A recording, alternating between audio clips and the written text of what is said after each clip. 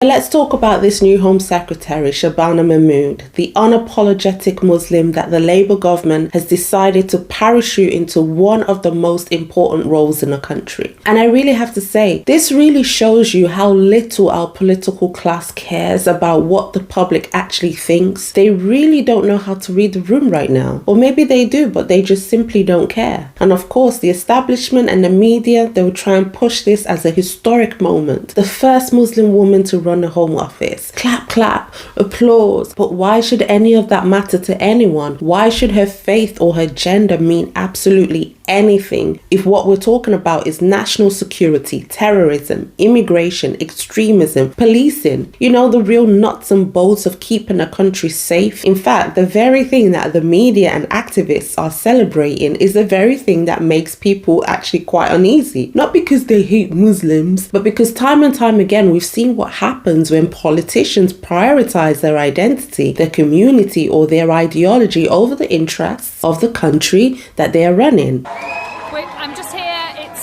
Saturday afternoon, a peaceful protest outside of a Sainsbury's store here in central Birmingham, and it's 3:30 and the store has actually just shut as a result of the peaceful protest. That's about 4.5 hours worth of business that Sainsbury's is losing for supporting goods from the Israeli settlements which are illegal under international law. So we're calling on Sainsbury's and all other stores that trade settlement goods that they stop from doing so, that they do not support people who have broken international law. There's a huge response today just here in central Birmingham. It's incredible to see, and the passion here of all of the people campaigning is incredible to see.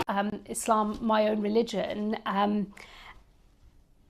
like a lot of practicing Muslims, my faith is the most important thing in my life. It is the absolute driver of everything that I do.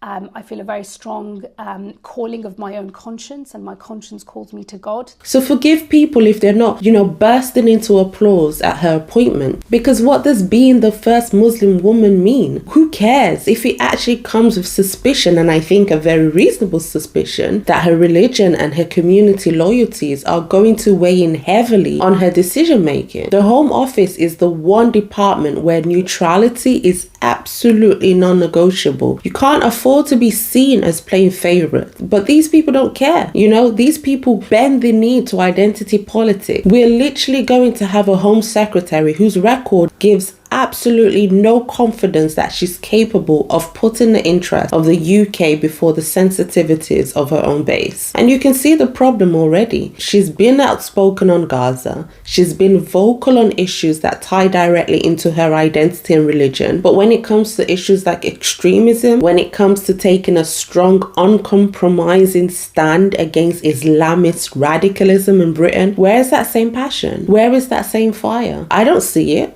And yet this is the person now in charge of the very department that will decide how hard or how softly we deal with the very threats that Britain is most concerned about. Now, the first thing you're going to hear if you raise any of these concerns is the predictable cry of Islamophobia. That's the shield they always hide behind. The Home Office is the department that has to deal with terrorism, Islamist radicalization, illegal immigration. And I can bet you any money now that we'll probably see an implementation or fast tracking of policies to allow thousands and thousands of Gazans into this country. Whatever your views are on what is going on between Israel and Gaza, you have to understand that Gaza is pretty much a breeding ground for jihadist ideology. The schools push Hamas propaganda, the mosques preach it. Many children grow up being told Jews are subhuman, that being a martyr is glorious, and that the West is the enemy. And that last part is important because those of you who might think or say, well, Jews are the problem. To these people, Jews is basically synonymous with white. The Western world is the problem, is the absolute enemy, and must be conquered and must be controlled. And don't get me started on what these Islamists think about black people. Do we seriously believe that these beliefs will magically disappear the moment someone boards a plane to Heathrow? Or don't you think that these people will come with these ideas imported wholesale into British cities? We already can't control radical preachers in Birmingham. We already can't deport foreign-born terrorists because lawyers scream human rights. Now add thousands of Gazans into that picture, people who are not only traumatized by war,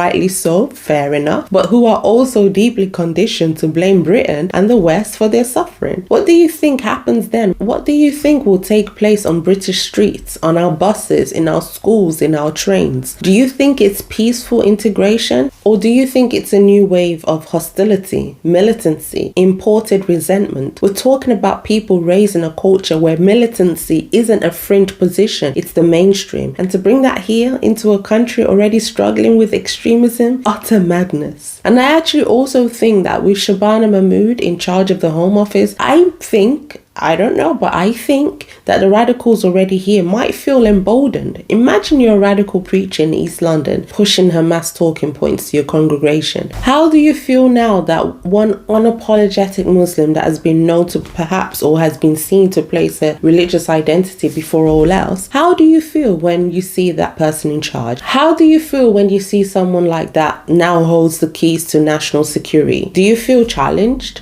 Would you feel that the state is breathing down your neck? Or do you feel vindicated, protected, even legitimized somehow? The UK is facing serious challenges: uncontrolled immigration, radicalization, grooming gangs, rising extremism, all issues where political cowardice has actually cost lives. What we need in a Home Secretary is someone unflinching, someone who will read the room, recognize public anger, and take decisive, even ruthless action if necessary. Instead, we're giving someone whose track record inspires little confidence that she won't let her cultural allegiances blind her or sway her decisions. I have little faith in Shabana Mahmood. And then there's David Lammy. The man is now Deputy Prime Minister, Justice Secretary, which would be funny if it wasn't actually so tragic. This is someone who has built his entire career on grievance politics, on identity, on posturing. This is someone who stood up and demanded reparations for slavery, declaring that Britain owes compensation. People like that constantly ask for reparations, what they see is Britain as a nation divided into victims and oppressors, forever chained to the past. And this is also someone that claimed that men can have cervixes. Is it transphobic to say only women have a cervix, David?